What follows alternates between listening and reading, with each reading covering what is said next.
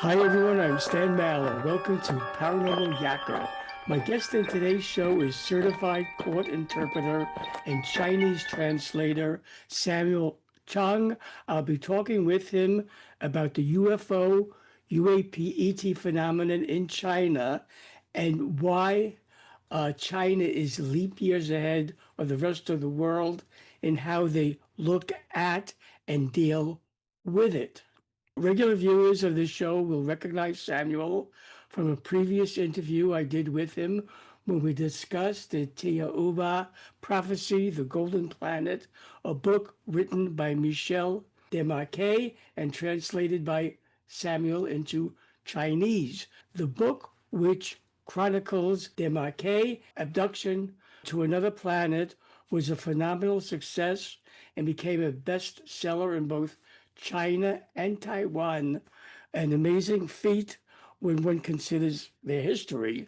Later in this show, I'll be sure to let you know how you can order it. Samuel Chong, welcome to Paranormal Yakker.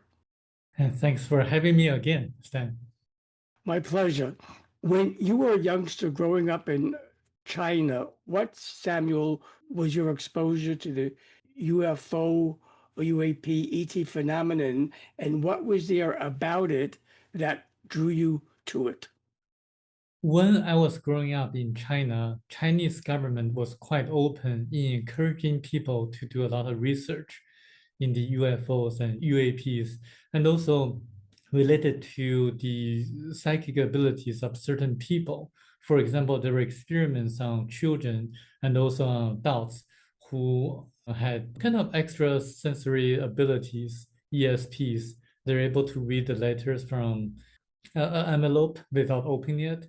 And also they're able to communicate through telepathy.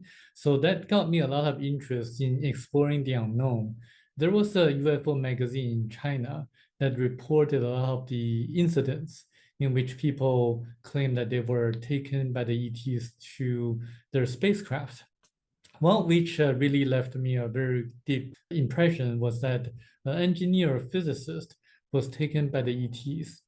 And then he was told that even though Einstein laid the three fundamental principles of modern physics, he made a small mistake that resulted in people believing that we cannot go faster than the speed of light.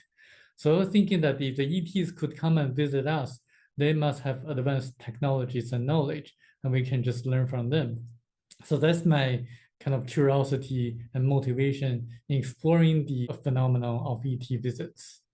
Can you, Samuel, tell me one or two notable UFO UAP cases that were reported to have taken place in China? Yes, in the early 1990s, specifically in the northeastern part of China, there was an incident in which a local farmer observed like a spacecraft that landed on the Phoenix Mountain. And then he actually had an encounter with the ETs over there. I mentioned this incident because it's actually widely reported by the Chinese official media, the central television of China, and also local television stations, as well as the government-sponsored newspapers. And then investigators came in and then to interview him, and they did the polygraph test and also psychological evaluations to confirm that this person was not having illusions. And then that incident was kind of well known in China, in which, according to the person whose last name is Meng, M-E-N-G, he was actually taken or had this kind of close encounter in which the ETs showed him like a holographic globe of Earth, telling him that this is the natural resource of petroleum, of coal, and natural gas. And if you don't really take care of the environment or pay attention to how to protect the environment, the natural resources are going to be depleted. So this is the information we want to pass on to you so that you can tell your people on Earth. And then he asked them, like, why did they come to Earth, like where they came from? And they told him that they came from like one of the satellites of one of the planets of the solar system. And they did some research on that. And then turned out that during that period of time in July, I believe that's the early 1990s, 1994, 1993, and there was an event astronomical event in which an asteroid was going to hit that planet. And this is why, according to them, that they came to Earth to escape that incident. And astronomers did some research in China, and it turned out to be the satellite of Shoemaker that was going to hit the planet. And then that kind of the event that occurred coincided with the event in which planet Shoemaker hitting that planet. And then so that's one incident in China that's widely reported. There was another incident in which a school principal, also a communist leader in China, he said that in around 1999 or so, he had a visitor of ETs, 2 or 3 ETs that came to his apartment and then took him to their spacecraft and then showed him how to heal like a girl in China. That girl had a certain disease, and then the ETs told him to put his hand on the back, this portion, lower neck area of that girl, and then they taught him how to heal that girl, and then he remembered how to do that, and then he was taken back to his apartment. So that event was well documented in the Chinese ufologists' research, and then they were able to locate the girl that school principal healed a few years later. They were able to locate the girl a few years later. The school principal said to the researchers that he did not know why they chose him, but the appearance of the ETs were similar to what we would call the grays, like a big head and grayish color of skin, and those descriptions match. This is another incident in China. There was also one incident in 1993 in which the Chinese military retrieved a crashed UAP or UFO nearby the military apartment complex. So it's like a saucer-shaped spacecraft in which they observed that there were 2 ETs similar to the grays, like your background, similar to the grays, one of which was dead on the side and the other survived. And then the report was sent to the military, Chinese military. And then years later, in the year like 2010 or so, a private Chinese ufologist received a notice that such event happened in Datong, Shanxi province of China, which is actually like a few hours drive from Beijing, the capital of China. And the private investigator does not know what the military did to the spacecraft or the ETs because they were taken by the Chinese military. So nothing was known to what happened to them. So this is another kind of similar to what we would call the Roswell incident in China. How the UFO UAP phenomenon is viewed and discussed by both the public and government officials in China differs from the way it's addressed in the West. What, Samuel, are those differences? Well, in China, the government really doesn't report anything about crash retrievals or the encounters with the ETs, even though they just documented the events. They don't give any explanations. They just state the facts. So this is back in the early 1990s. But recently, in the last 10 years or so, the government official media does not report anything at all because the dynamics have changed. The government really wanted the people to really focus on the politics, the official narratives. But privately, there's a tremendous amount of interest among the private citizens of China to find out what's really going on. So there are private organizations and social media that discuss this kind of phenomenon. I think the narrative of the Chinese government is extremely different from the private investigation results. And I think, and also compared to China and the US, there's a sharp contrast, which is that some reports get into China through books, such as the Thiaoouba Prophecy book, which has been a bestseller in China. But they got into China as science fiction. So the official publishing house in China will not publish anything other than to be classified as science fiction stories. So this is the difference. But I think there's a grassroots movement in China in which people are waking up to the more profound implications of the disclosure. And in fact, they realize that a lot of the fairy tales or the ancient stories of China and also in India and the rest of the world are probably due to the contacts made by the ETs to the people at that time. So I think the awareness is actually stronger than people in other parts of the world. What you just said leads me to ask you the following.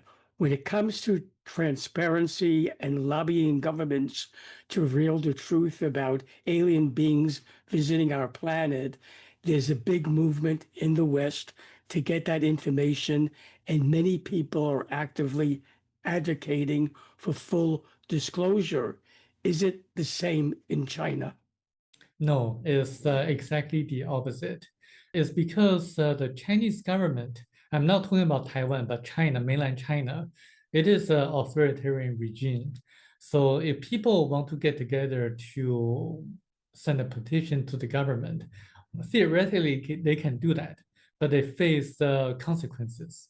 So if the government thinks that it's going to cause instability of the country, or instability of the Chinese Communist Party, they're going to act on that. So in the sense, it's going to be a little bit more kind of at the grassroots level, not through the official means. They understand what is going on, but they will not send any petitions to the government. Are you, Samuel, aware of any secret government programs in China that are focused on communicating with extraterrestrials? From what I learned from the ufologists in China, yes, there are communications of extraterrestrials to certain members of the Chinese government. But I want to emphasize that there are different species of ETs. There are ETs that are not so advanced because their spacecraft crashed on Earth, such as those of the Greys. There are also highly advanced ETs whose spacecraft did not and will never crash on Earth, such as the ETs as written in the book Thiaoouba Prophecy. So I think there are certain species of ETs that are in contact with the Chinese and US government. Those are the ETs that may not be necessarily that far advanced from us, even though they can come and visit us. But on a spiritual level and also on other aspects, they're not the ones that we should learn from. I think if you really read the book Thiaoouba Prophecy, you're going to realize that the ETs, the far more advanced ETs, have been watching over us throughout history in the ancient past, as documented in the ancient scriptures in the Bible, and also scriptures in other parts of the world. So I think we should realize that there are ETs who are in communications with our governments, but our emphasis should be learning from the far more advanced ETs whose spacecraft did not and will never crash on Earth.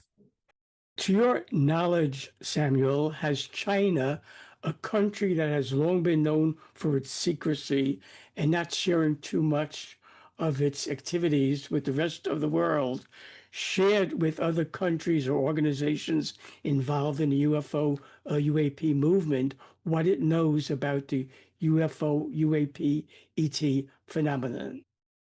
I don't know because I'm not privy to the information. However, I do believe that there is organization in the world that has members from each country to discuss this kind of phenomenon. But that organization may be very secret. So I think it could happen, but I'm not privy to the information. Is there a game plan afoot by China on how they plan to deal with the day when the extraterrestrials land in full force on our planet? I do not know if they have a plan or if they have any actions in case that happens. This is something that's very speculative. I think it's going to cause a panic to a lot of Chinese people because there's a lot of people in China that still rely on the official Chinese media. which doesn't report on this kind of things. So I think it's really going to take a lot of effort for a lot of people to wake up.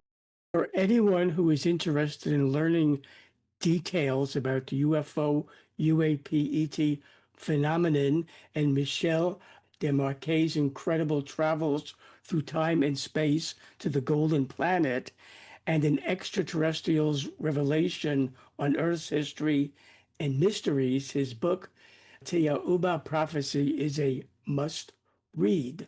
Should viewers of Paranormal Yakker want to buy Thiaoouba Prophecy, The Golden Planet, how, Samuel, can they do that?